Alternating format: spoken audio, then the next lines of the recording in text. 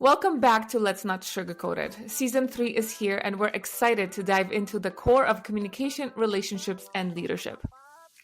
We're your hosts, Bella and Lee, a husband and wife duo with a successful business helping couples and organizations get it together to play a bigger game and elevate their relationships and performance. We believe in keeping it real, so each week we'll bring you incredible guests, entrepreneurs sharing their authentic experiences, along with episodes featuring just the two of us tackling the tough topics. So, if you're ready to enhance your connections and sharpen your leadership skills, you're in the right place. Let's get started. Okay, welcome back to another episode of Let's Not Sugarcoat It. Today, we're going to be talking about attachment styles and how they affected and transformed our communication and relationship.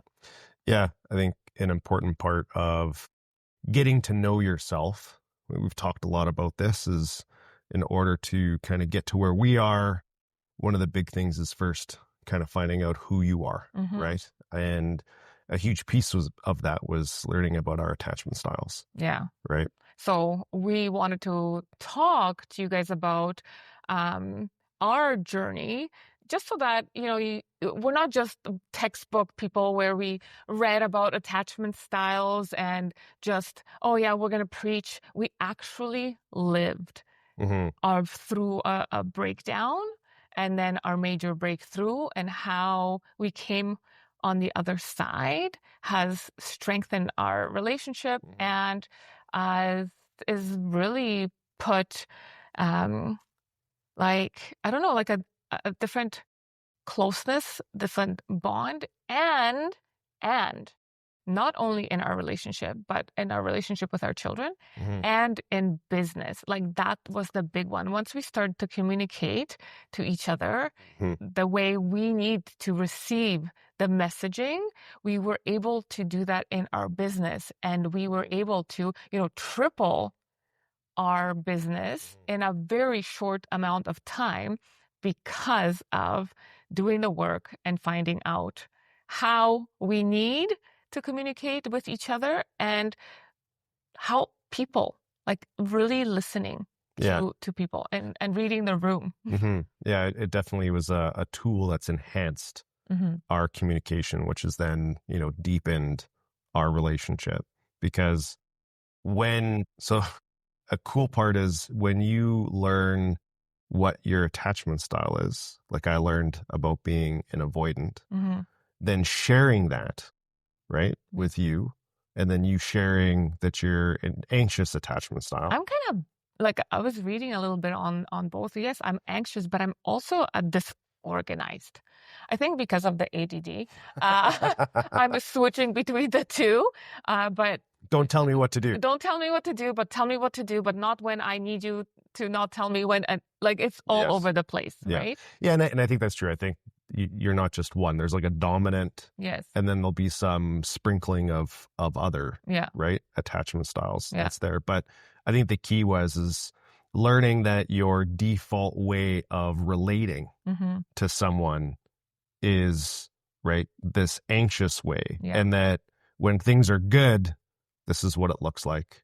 And when things are not good, when you're not feeling the connection, then this is how you respond, right? It's very subconscious. Yeah. And then knowing that you are that way helps me then be able to go, okay, the way you're responding is actually not because of me, right? It's because of how you're feeling. Yes. Right? About something. It may not even have anything to do with me or what I've done. It could be the situation or how the situation or something that was said reminds you of something in the past, right?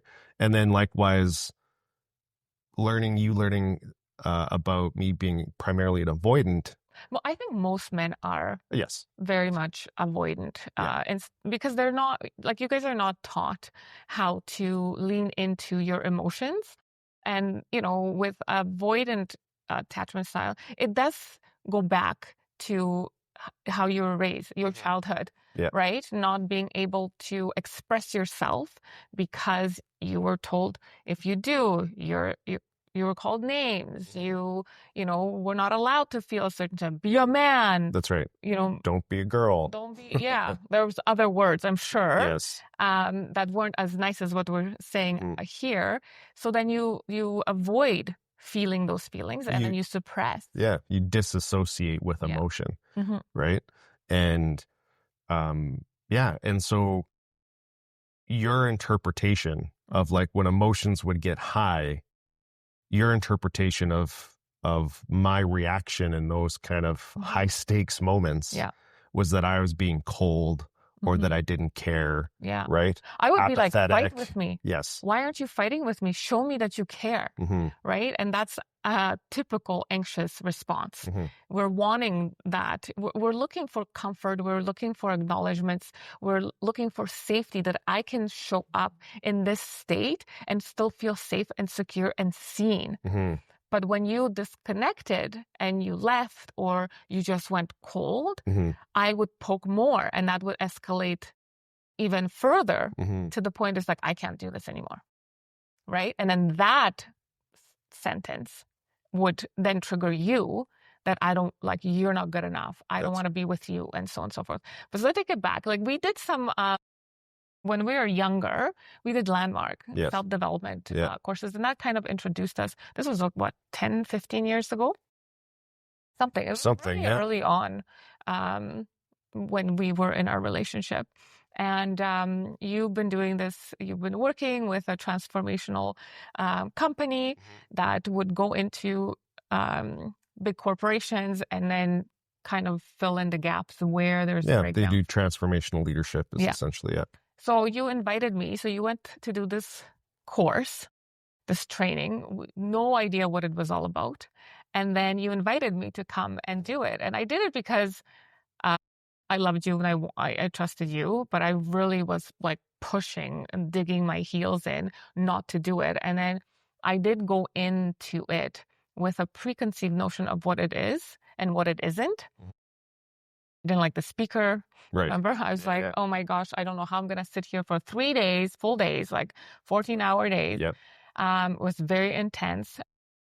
Then it stripped all of our beliefs. And that's when we got introduced to blind spots. And for the first time ever, when we were driving to Calgary for one of those sessions or whatever, and we're having discussions, you're like, wow, or was it I that I said? You said this is the first time you ever felt like I was truly listening to what you were saying. Yeah. And that was all about the move and, getting out of where we were and what I wanted for our family, like our vision, our mission. And then we started dreaming. Yeah. Remember, we dreamed big, and then we moved to Taiwan, and then, or was it after? It was when we came back from Taiwan when we did Landmark, and then that's what kind of got us to Kelowna. Yeah. Right? Was we started doing those big dreams and stuff because we really became aware of the different filters that we were listening through. Yeah. So when you would speak to wanting to move, what I was listening through my filter was like, you're not happy. Yeah. Right. And then I made it all about, well, everything that I do is not enough. Right. Yeah. And then that became my default listening when you would bring those things up. And then through Landmark, we were able to realize, actually, if I remove these filters, I can just listen to what it is that you're saying. Yeah. And get a sense of like, it's because, this is a dream of yours and a belief and so on. Yeah. Because we're not taught to listen through just the ears and be present. We're taught, we're not actually taught to listen. No, we're born hearing. And then our filters through our life experiences. Yeah. That's what shapes how we hear what people are saying. And if we don't check in with that person, if we're making it always about ourselves, this person's making me feel this way, we have to check ourselves and say, actually, is this about me? Or is this about the person? Like, how deep do we go? What is triggering me to feel that anytime, my partner is not happy, it has to do with me.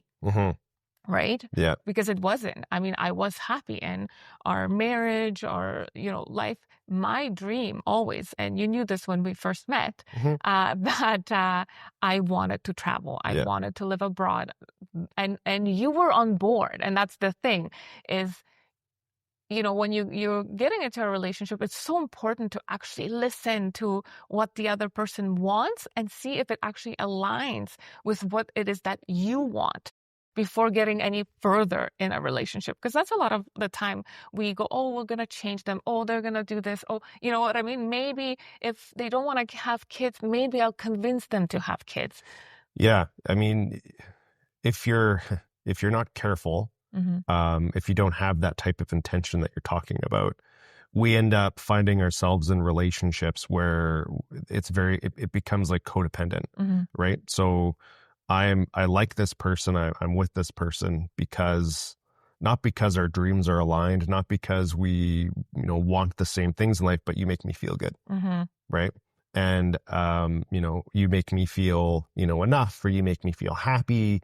And that's great. You do want that in a relationship, but not from a dependent standpoint, because then what happens is that when your partner becomes not happy, right?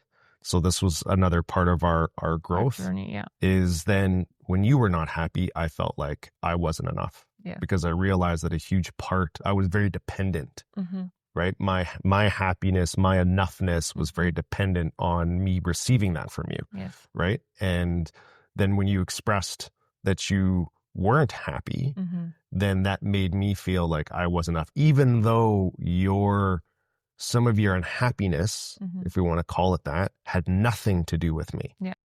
Now, when you're got that independent sense of self, then I'm not reliant on you to be happy in order for me to be happy, right? I'm joyful, right? I'm confident in what we're doing, where we're going in life, all those things. And if you're not in a good mood, oh my God, right? Then all of a sudden I'm not feeling like, oh, it's something I did. Yesterday was a perfect example.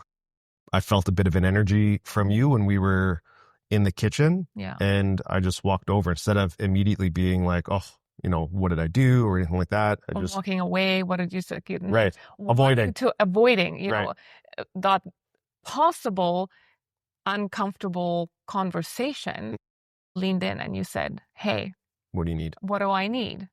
And then I sat with it. I'm like, okay, this is a bid for connection and attention. It's a bit of connection. And I said, I'm just feeling and processing a couple of things. This is where I'm at. It had nothing to do with you.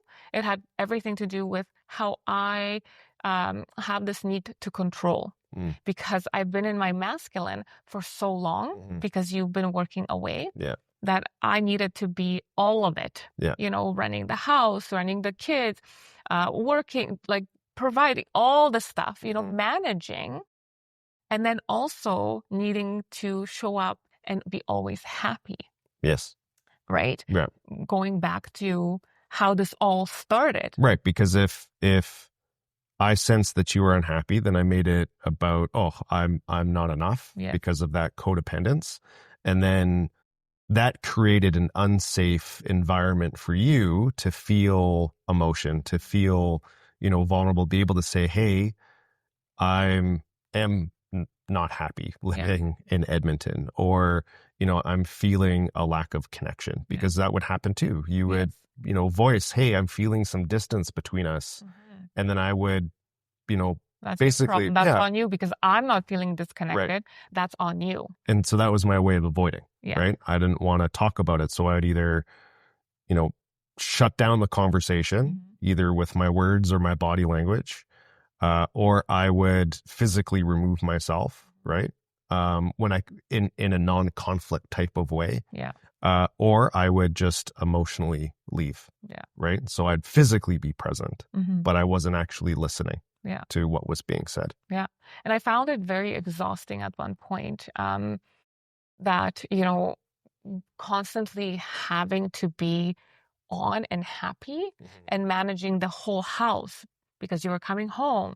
So everybody in the house had to be happy and excited and nothing wrong ever, you know, but at some point it started breaking down our relationship. Well, because the relationship lost some of its authenticity. Yeah. Right? Because you felt like you couldn't just be like authentically you. Yeah. Because you always had to be on in a way. Yeah.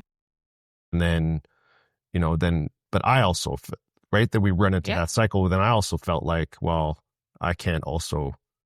Because we didn't know how to have healthy conversations around like uncomfortable topics. Yeah. Right? Absolutely. So, you know, when somebody's feeling a certain way, instantly you'd be like, oh, it's me. But it's like, well, no, okay, we had a traumatic event happen to us, right? Because our relationship really started breaking down after my dad passed.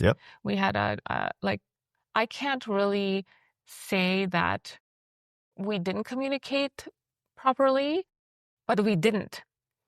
When my dad passed and then it cracked open what our relationship actually was. Yeah. It started going downhill because we were both playing a small game. We were both not communicating our needs, and we both were feeling unheard and unseen. Yes. Yeah. So our communication challenges existed before. Yes. But that's when it really came to a head. Yeah. Right. Yeah. And so, you know, when you were talking before about, you know, finding somebody that shares, you know, certain like goals and things like that in life, you know, that's the important part when we talked about a couple episodes ago about having like that vision, you know, for yourself, right? What your goals are. So you get like having that clarity and then sharing that with that other person. So you can kind of get, okay, yeah, this is, I can buy into that, right? And get aligned.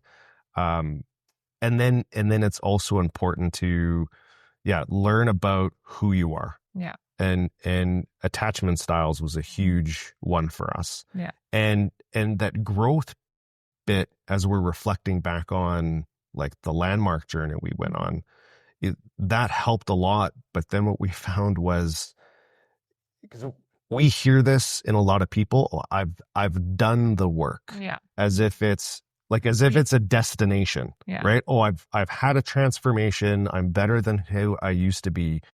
And we actually were those people. We were. Right. And that's what is a contributing factor to our breakdown, because we did the work and then we stopped because we felt enlightened, right? Transformed, you know, we saw ourselves differently, and we did. It was fantastic, but we didn't continue the journey. Yeah.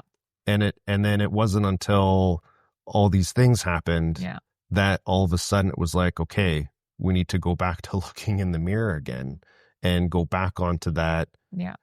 Looking at the deep, dark parts of ourselves, not each other, because we're really good as a species to look at what's wrong with other people. Yeah. Or circumstances or situations or, you know, external factors. We allow them to dictate how we feel and what we do instead of like it coming and sourcing it from within us. And I just remember, you know, when our journey started, like when my dad passed, I went into counseling right away. And well, I started doing the work again. I didn't know that it was going to lead me down the path of such tremendous growth within myself, but I was doing it for me and then the family, you know? And as we were going, and you weren't on that train. No, because I was in a you're the problem phase, right? So everybody and everything was the issue, not yeah. And I mean, I feel like we contributed to that because we put you on a pedestal, and everything was revolving around you. Although you didn't know this, but yes, you know, subconsciously, you were giving those, you know, signals that we're not allowed to feel a certain way. Even my parents were like, don't rock the boat. How are you talking to him? And so forth, right? I wasn't allowed, not just by you, but the people around me to have anything but happiness. Yeah. Right. And then as I was going, I was like, oh my gosh, maybe you should go and look at something. But you continuously said, no, it's you. Go and work on this. And remember, I would, you would suggest something that was a problem with me. So then I would go to my counselor and be like, okay, let's work on this, and then she would be like, okay, it is, but let's just bring it back. Is it all you? Yeah. That's kind of that anxious attachment style, right? You see the problem, you just want to fix it. So it's like, okay, you dive straight into the discomfort. And when you would bring things up to me, so in true avoidant fashion, that would make me uncomfortable. Yeah. And so I would distance myself from it, either by kind of like with a counterfeit yes, by saying, okay, like, yes, I'll look into that, or I'll consider looking into that, which is really just me saying yes to get out of the uncomfortable conversation. Yeah. I had no intention of doing it. Or it would sometimes cause like an argument, right? Because, all I would hear is, I'm never enough. No matter what I do, I'm never enough. And it's all that avoidant type of attachment style. Yeah. And so unfortunately it took, myself hitting a rock bottom for me to just be like, okay, I am also a part of the problem. And I need to actually have all of these conversations that you were telling me to have. And I was avoiding having them. Yeah. And that was one of the very first discussions I think I remember having with my therapist. That rock bottom moment was talking about attachment styles. Yeah.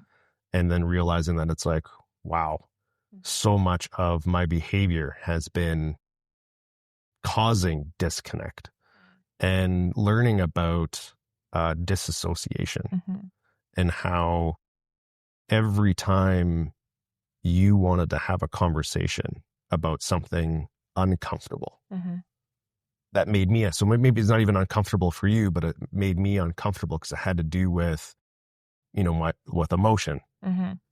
I would, in a nonverbal way, kind of blame you for bringing those things up through my body language mostly, or, even just some of my language about, I would be very dismissive because I didn't want to feel those emotions. Because like we said, growing up, feeling those vulnerable type of emotions, anything that wasn't happy and joyful, because I remember experiences as a kid, right, where I was always kind of made to feel wrong when I didn't feel like happy and didn't constantly have a smile on my face. It would make you feel that you weren't allowed to have those conversations with me. So then what would happen is that you would bottle those up, and then it can only stay bottled up for so long. Yeah.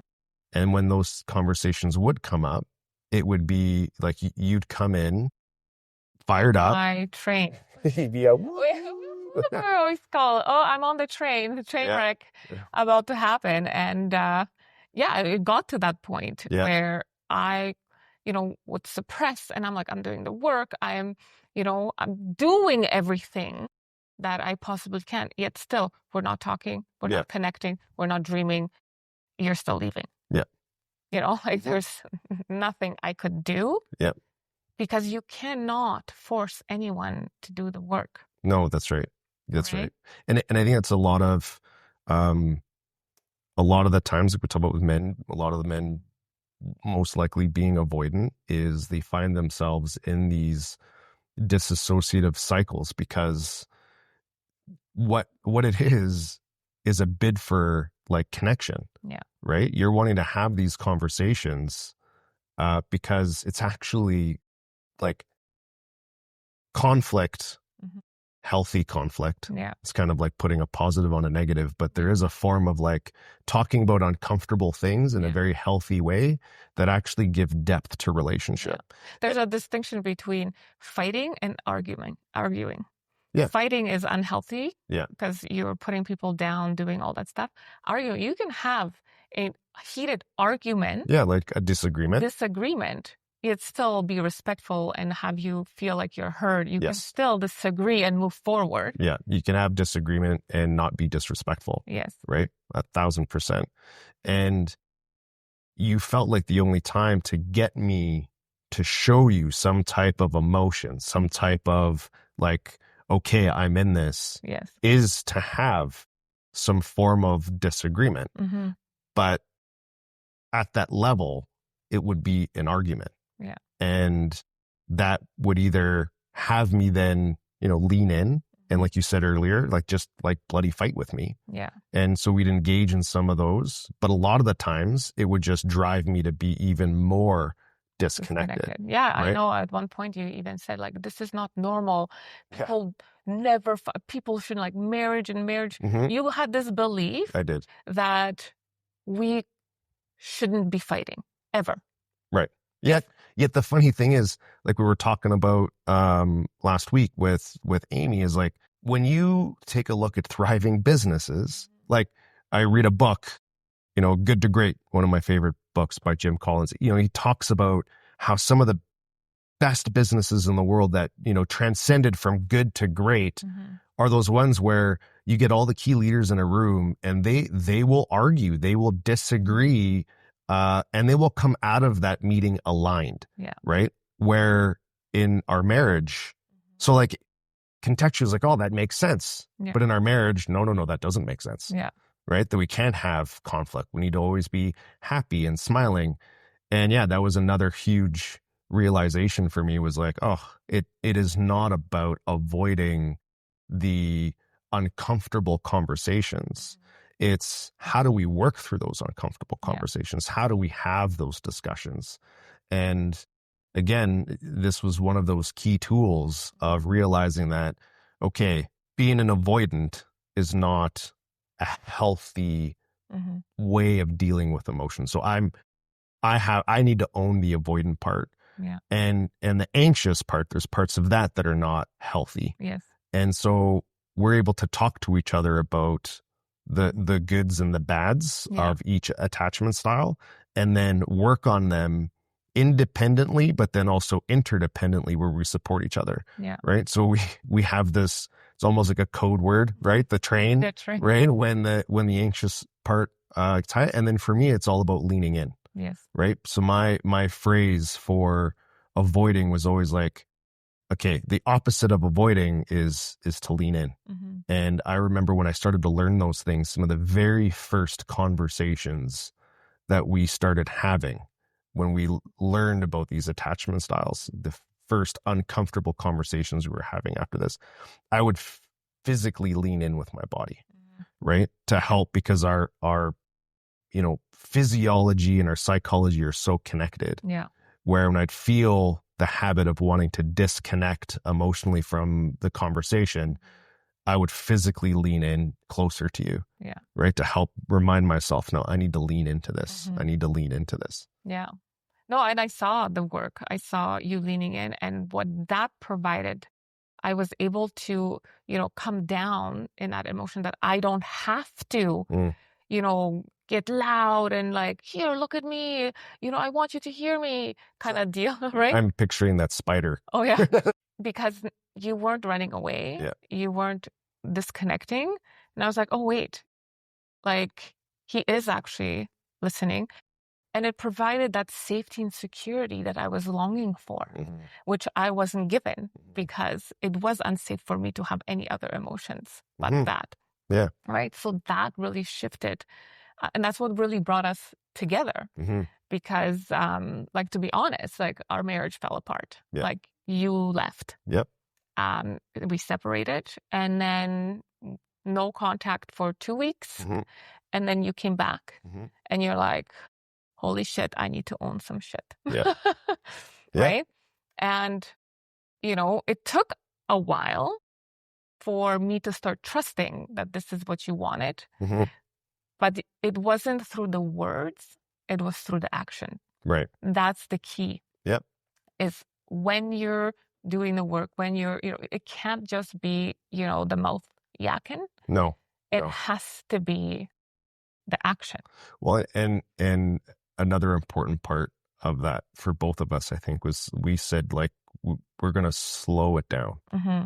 Right. So we're going to slow it down. We're going to have these conversations. We're going to, apply all these tools and see where this takes us. Yeah.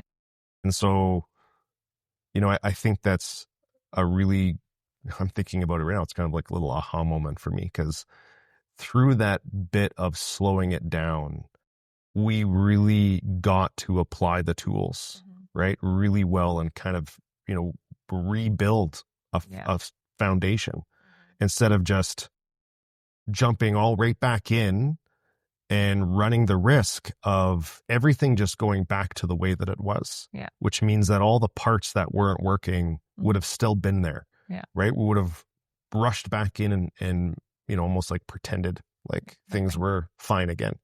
And we didn't allow ourselves to do that.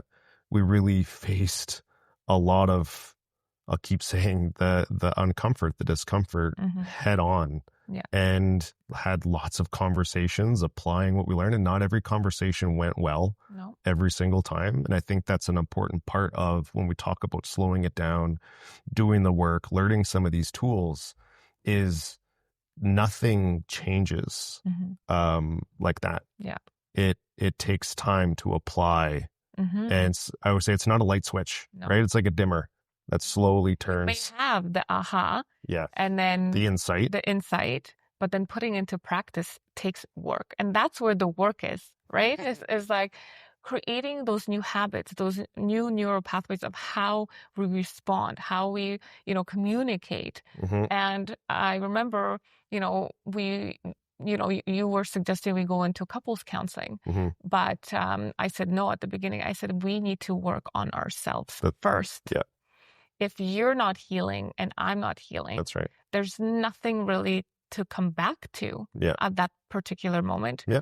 Because the healing you can still heal and be in a relationship, but you need to first look at yourself and face your own shit. That's right.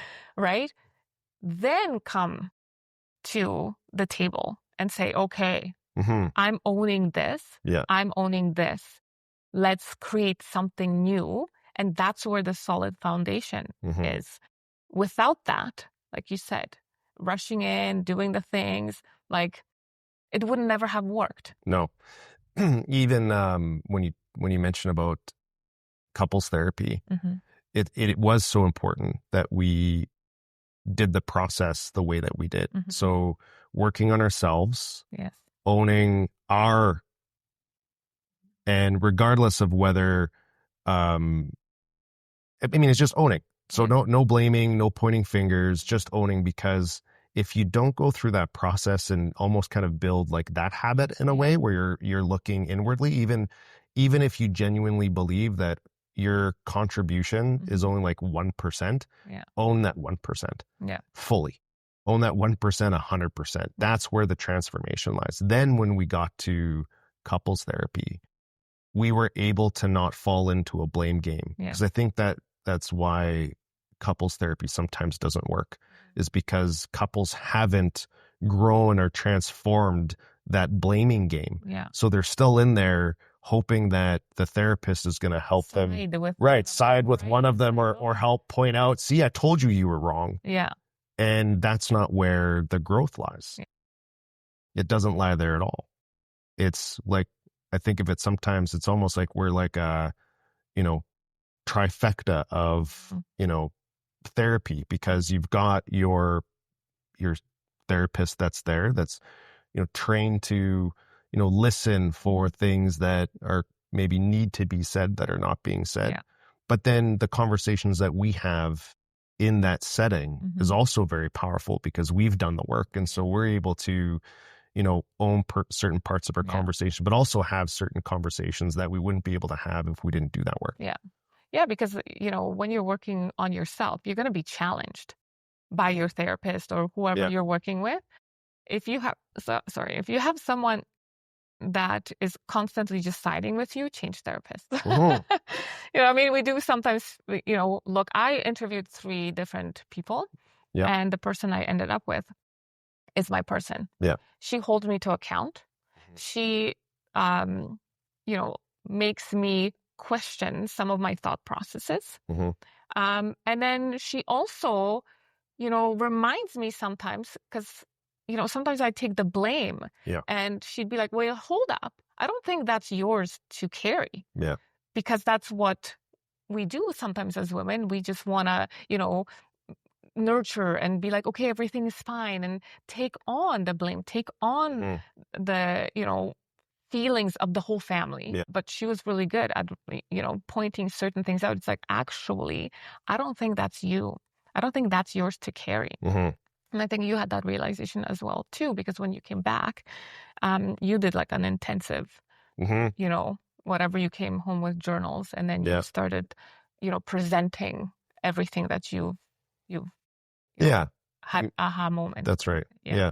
Talking to you about realizations that I had, and doing whatever I could to let you know that it wasn't all your fault, right? That, I realized that there was things that you knew that I didn't, right? Like, you knew that you were feeling blamed and that you weren't feeling like you had a safe and secure space to just be you. Because sometimes just being you, not just you, but like just being a human means feeling crappy. Yeah. Right. And when you are in your own home with a person and you don't feel like you can just be you, even in those moments where you're, sad or, maybe, not, just feeling like blah. Yeah. Then. I'm just having like this aha moment as well as we're talking. When my dad passed, you said that, one of the things that really pulled you away was the fact that, I wouldn't come and cry. Yes. And that you felt like you weren't there to console me and like I didn't need you. Yeah. And I'm having this moment. It's like I was never safe to feel any other emotion but okay and happy. So coming to you with this type of emotion, I think it didn't just feel safe for me. I didn't want to burden you because you were like a person that needed everyone to be happy. Yeah. Right. So it wasn't just the fact that you were my safe space, that I needed, like, remember you touched me and I would break down. Yeah.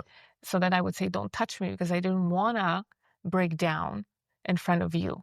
Right. Because I didn't want to show you this emotion. Right.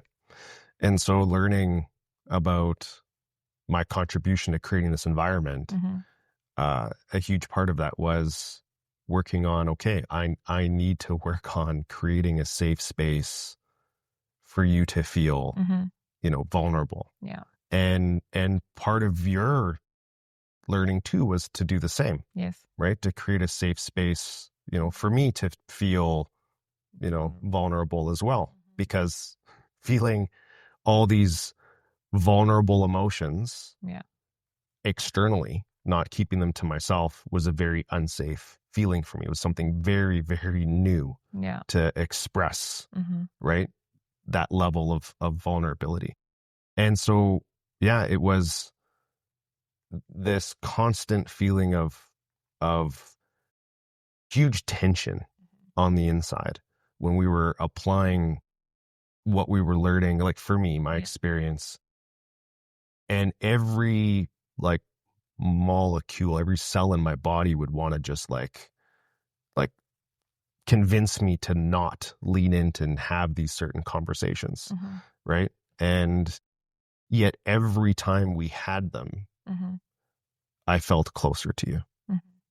Every time we worked through it, and not just like survived the conversation, but actually like I really worked on not just being present and leaning in, physically present, but also being present and really trying to understand where you're coming from. Mm-hmm. Before I attempted to try and have you understand me, I would always be like, okay, what is she feeling? What is she hearing? Mm-hmm. And on the other side of every one of those conversations, I'd always feel closer to you. I think you would feel heard, right? Which was, again, something that you felt like you hadn't had in a while. Mm-hmm. You also started to feel like it was a safer place to be able to feel vulnerable. Mm-hmm. And over time, because we were taking it slow and applying these tools, there was a shift that started to happen where, as you mentioned earlier, you didn't feel like you had to have all this, steam and momentum built up behind you on the train coming into a conversation, because that's how you felt like you were able to have control and you can feel safe and secure because you were creating a safe space and secure for yourself by getting to that level of like masculine energy. Right. And you were able to start to feel, no, I can be more in my feminine because. And I love being in my feminine. I love having you in your feminine too. And because you knew you were starting to experience me not blaming you. Because you were feeling a certain way. And because I had my realization that sometimes some of the emotion is not directly related to me, right? We always talk about there's always past traumas and things like that when we're kids. And that, again, we go back, like it's a win-win conversation, no matter how hard the dialogue is, no matter how uncomfortable the conversation is, it's a win-win conversation. Right? We're not engaging in it to try and make each other look bad or make it look like, hey, I'm winning, you're losing, I'm right, you're wrong. It's win-win. And I think that was the beginning of that shift that has even gotten to us to a place now where I don't have to wait. You don't have to wait until things bottle up. If you start to feel something, you just, hey, babe, I want to have a chat about this thing. Or like the example yesterday, I sense an energy from you. And the old me would have been, I'm not going to say anything because by me avoiding this potentially uncomfortable conversation, because I'm sensing I'm not going to ask because then we don't have to have the conversation. But then what that does is it allows you to create a narrative in your head about me that is not possibly true. Right. Because it has nothing to do with you. Correct. But because we're not like avoidance, don't engage, they want to avoid, sometimes the resentment grows because we don't have those conversations. Right? And I know for me, there was resentment because building up because I didn't feel heard. Right? But it was up to me to really create that space where we could have those conversations. But if we didn't do the work, if this breakdown didn't happen, I don't think we would have gotten there. Because there was nothing on our path before that, before my dad's passing, that would have created like that, intense disconnection. And it brings us back to the importance of why we're having this conversation right now, is because relationships shouldn't have to get to that point where there is a big breakdown of some type in order for there to be this inward reflection to say, okay, I've blamed everybody and my situation still isn't better. And so now I need to look inward. Is being proactive and doing, as we call, the work.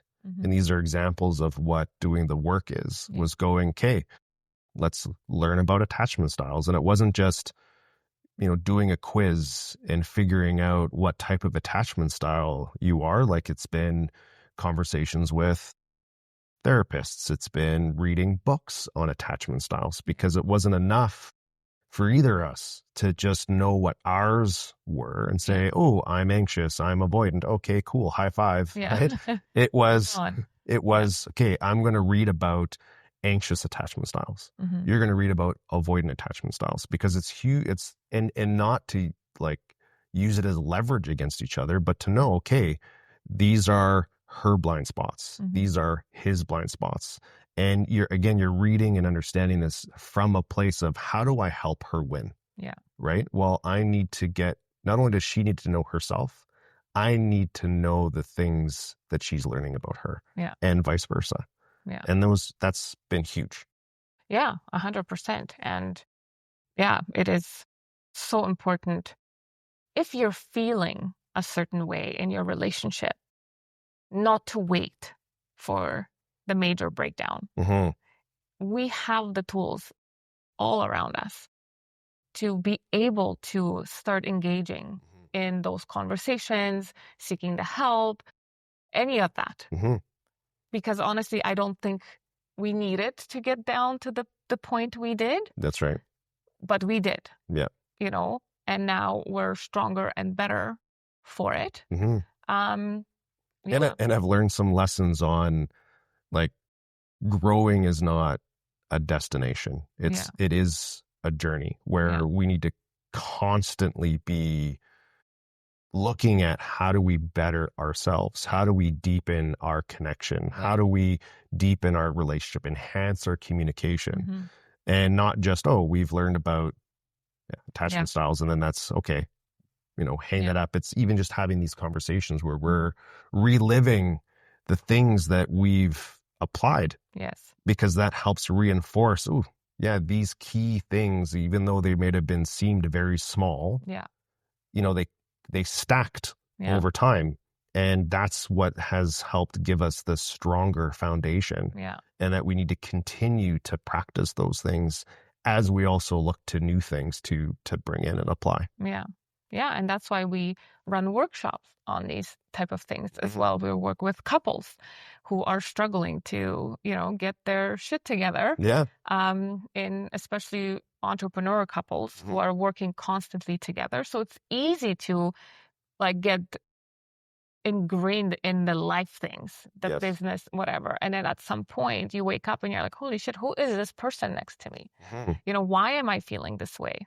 Yeah. So yeah, we do have some workshop coming up, so stay tuned. So let's just go over, because we've been talking about our attachment styles, which is the avoidant and then the anxious. There is also the secure attachment, which, people who are doing the work, they're more of a secure attachment style because they've done the work. Yeah. And then the disorganized. Right. So I encourage everyone to really look up and see which attachment style you fit in and how is it coming up in your relationships. Yeah. Not just at home, but at work. Yes. Because we bring our attachment styles with us. Right? Oh, yeah. Yeah. I mean, I also seen how my avoidant attachment style shows up in business, right, as well, or in finances, or in, right, things that make me uncomfortable. My default setting was avoid, right? And that could be something as easy as just like a distraction. Yeah. Right? I'll get to this later. I'm going to go do this now, because really what that is I don't want to deal with this uncomfortable thing, right? I'll deal with the uncomfortable thing when I feel comfortable dealing with it. Yes. Which means you never gonna deal with it. Yeah. I know there was our pain point in our business has been, social media. Yes. Right? For you more so, not for me, but for you. And I remember, I would say, hey, we need to do this.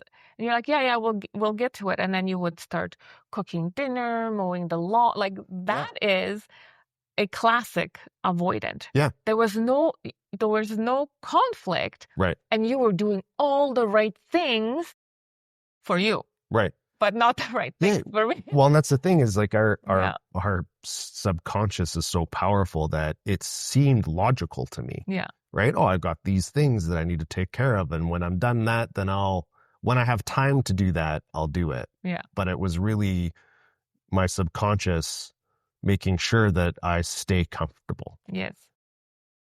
This is an important part of, right? We always say doing the work because our brain isn't always on our side, right? Our subconscious is always going to do whatever it can and will trick us in order to continue to feel safe, to not feel threatened. And when you've got big dreams, big goals, whether it's in your marriage, whether it's in your business, if it's in both, then you need to lean in and face those things head on. And you need to start figuring out, what are my blind spots, right? Which is why a huge recommendation to anybody listening, watching is to, if you haven't yet, learn about attachment styles, because it's one of many tools that has really helped us, not just in our relationship, but relationships with others, in business. Because it shows up in so many ways.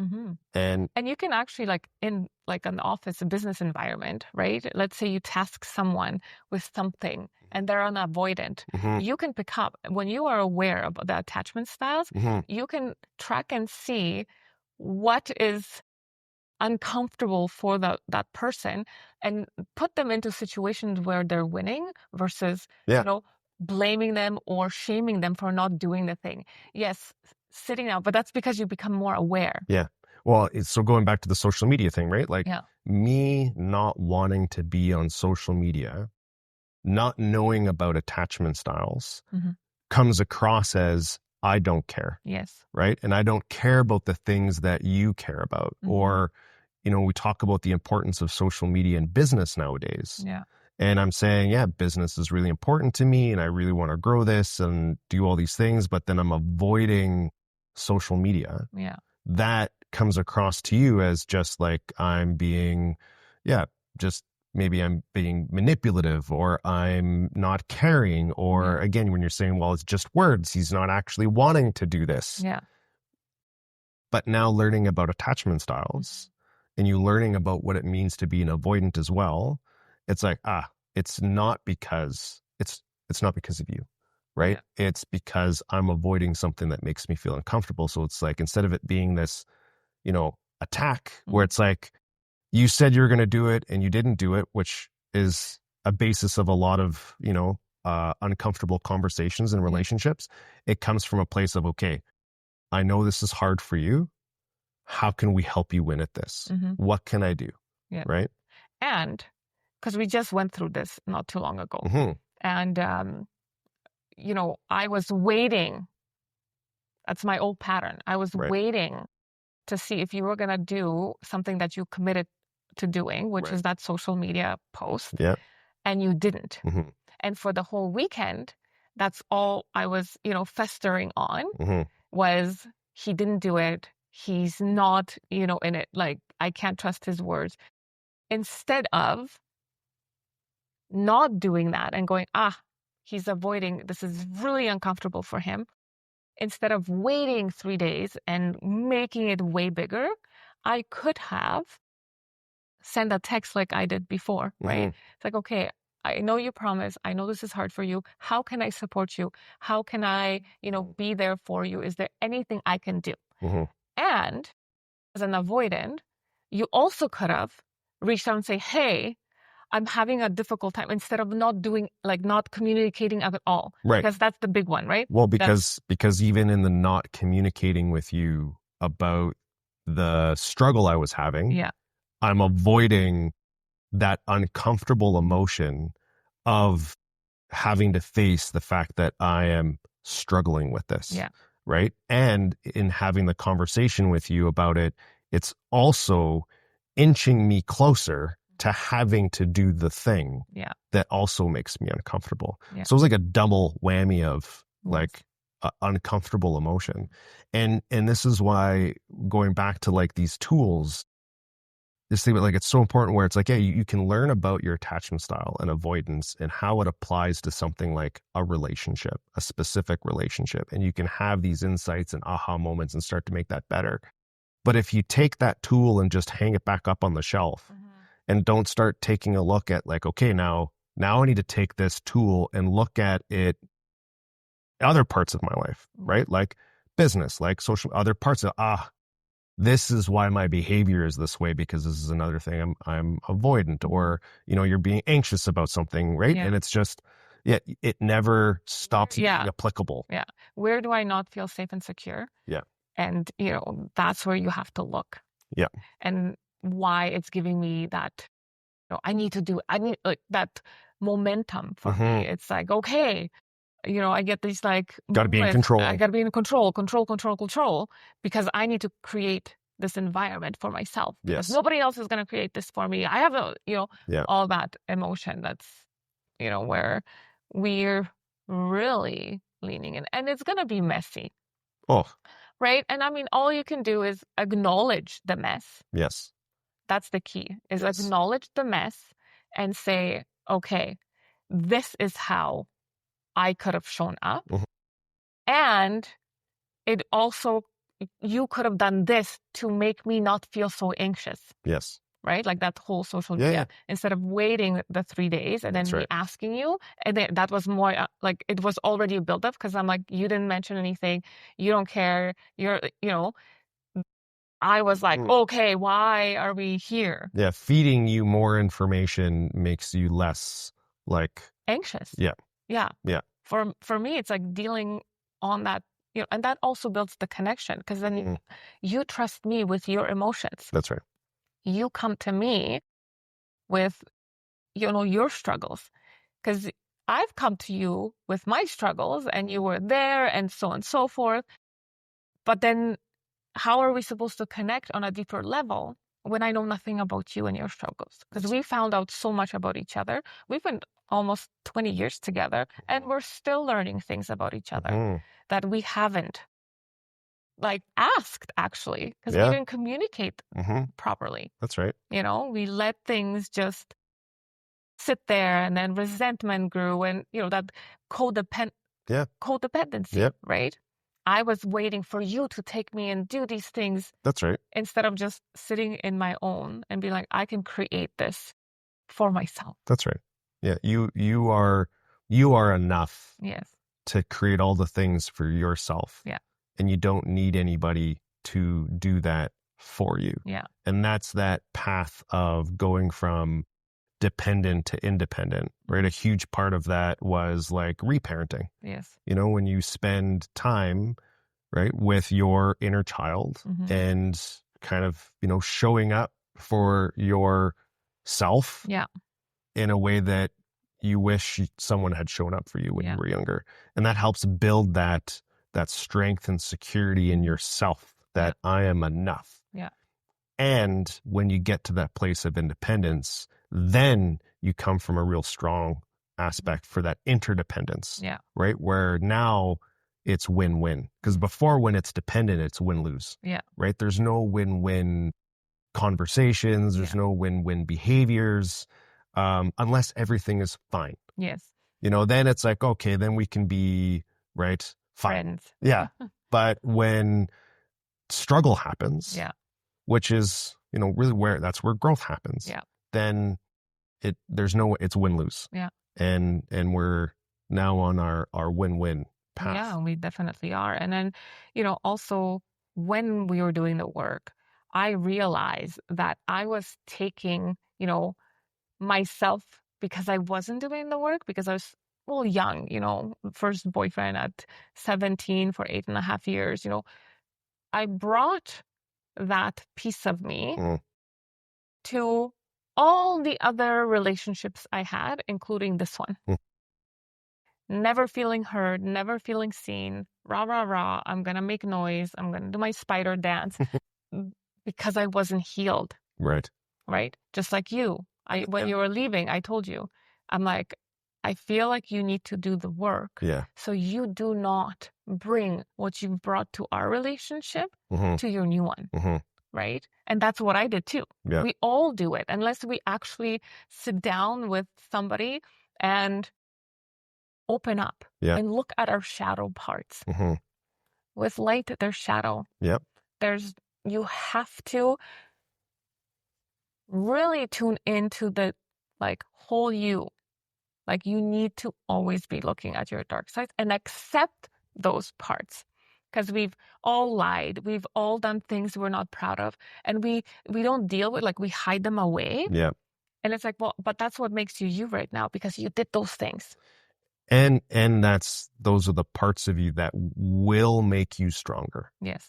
And so that's the perspective shift, is instead of trying to hide from others, the shadow parts of yourself, the things that you believe about you that maybe make you feel, shameful or just not good, is facing those, because it's when you face them head on that you own them, not them own you. And that's where you can start to shift those things. And that's where a lot of that strength and power comes from.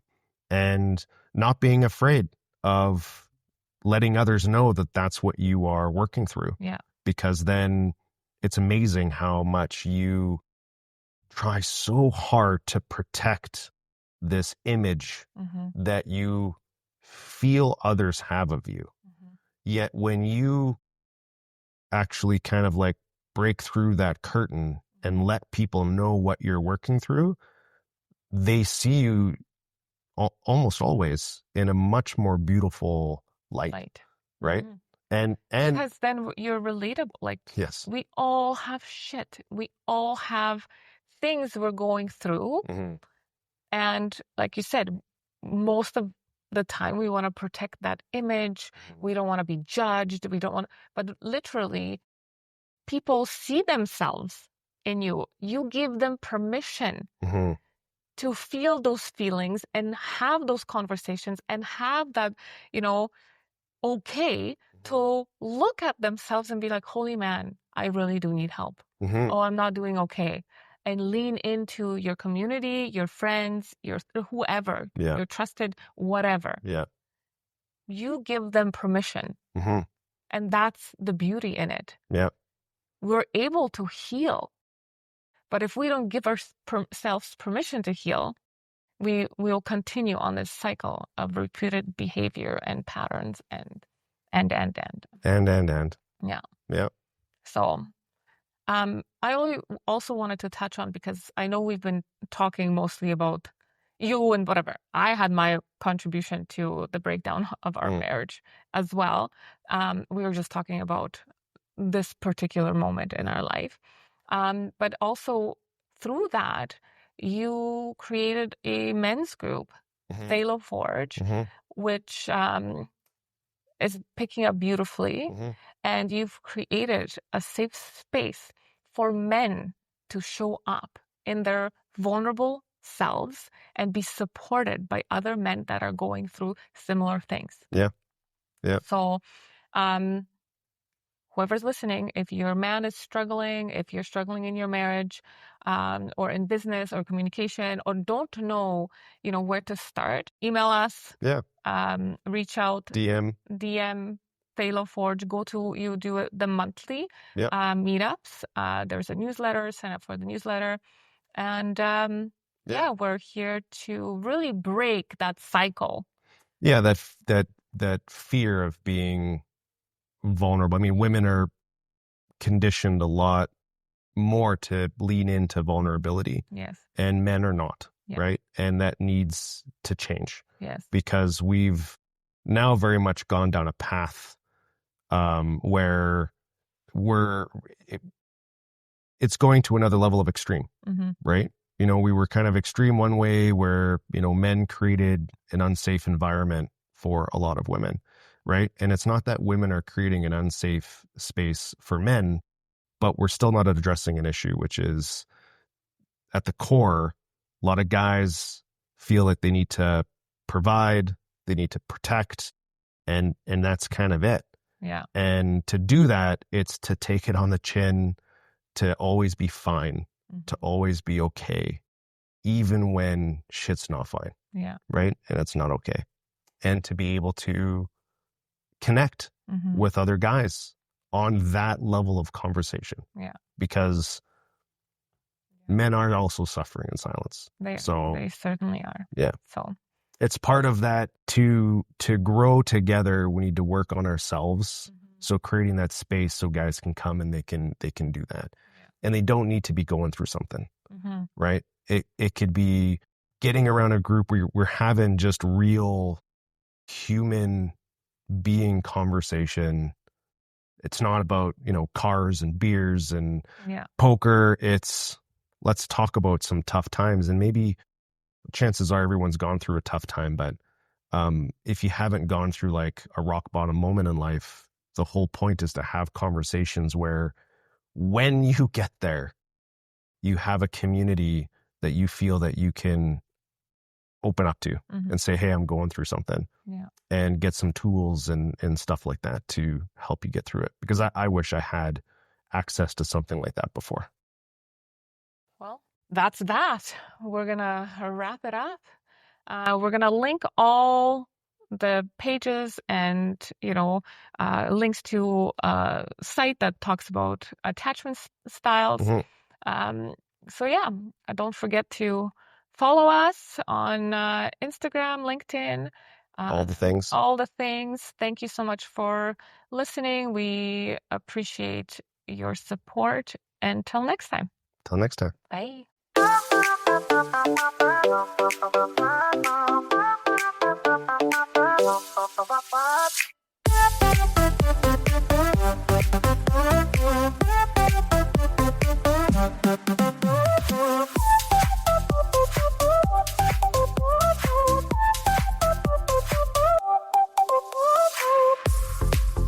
Oh no, see we go now. It's my favorite, seems too strong.